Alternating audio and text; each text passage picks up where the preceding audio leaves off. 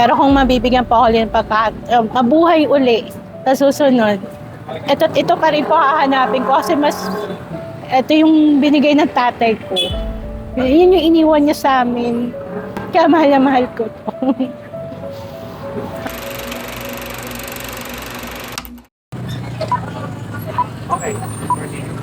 Hello po, ako po si Joji ng Joji's Barbecue po. 45 years old na po ako, mayroon na po akong anak na 2.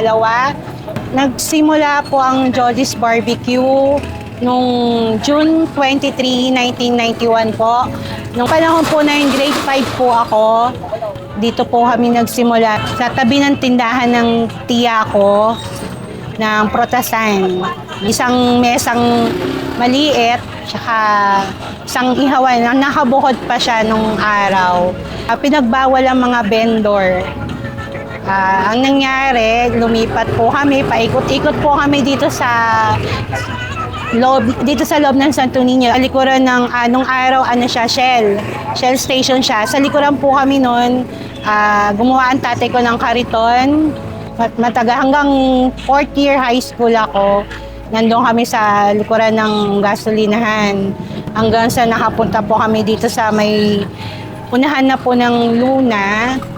Sa gate naman po siya na kung saan ang may-ari po netong pwesto namin ngayon, sila po ang may-ari nung pwestohan namin sa gate dito sa Luna po. Hanggang dumating na yung tamang pagkakataon na makalipat kami sa mas magandang pwesto.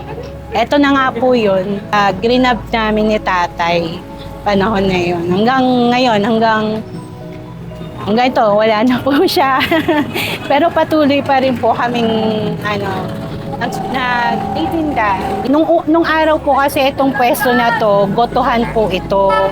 Sikat na gotohan din po ito, bilihan din ng mga ulam, almusal.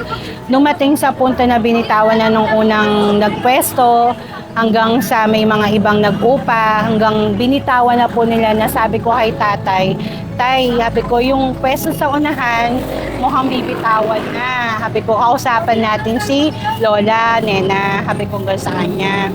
Sabi niya, sige, sabi niya. Nagkaroon ng pagkakataon na nakausap namin si Lola, Nena, siyang may-ari ng pwesto. Yung gate kung saan doon kami mas kilala sa gate talaga.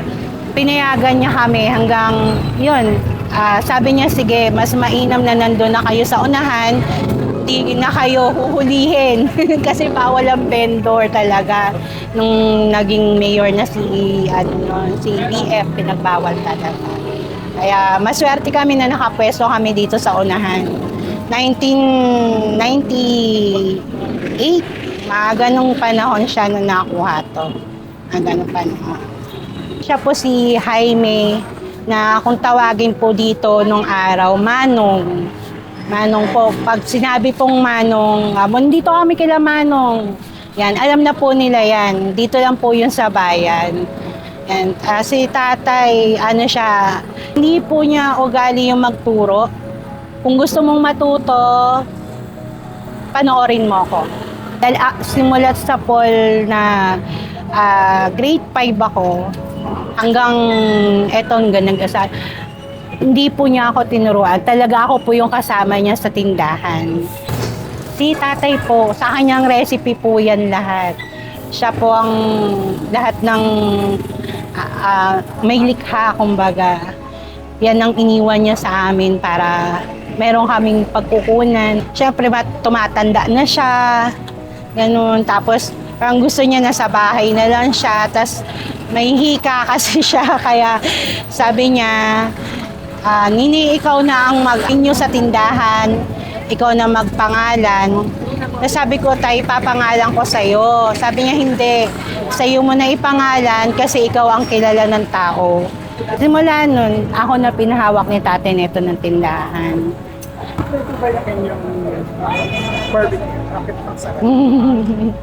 Secret.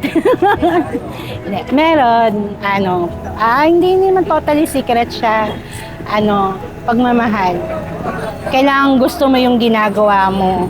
Hindi lang gusto mong kumita. Hindi lang yun. Hindi yung may goal ka lang na kumita. Kailangan gusto mo yung ginagawa mo, gusto mo siya na gawin, pasarapin, para matikman din ng mga bumibili na patas yung pinambili nila dun sa binili nila, ganun.